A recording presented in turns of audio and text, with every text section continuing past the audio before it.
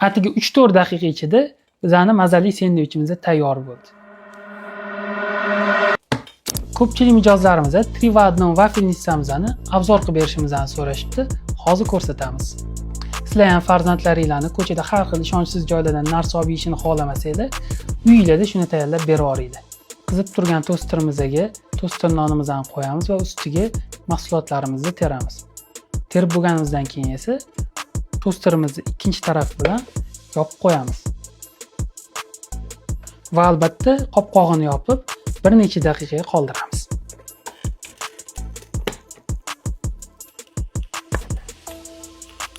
Atigi 3-4 daqiqa ichida bizning mazali sendvichimiz tayyor bo'ldi.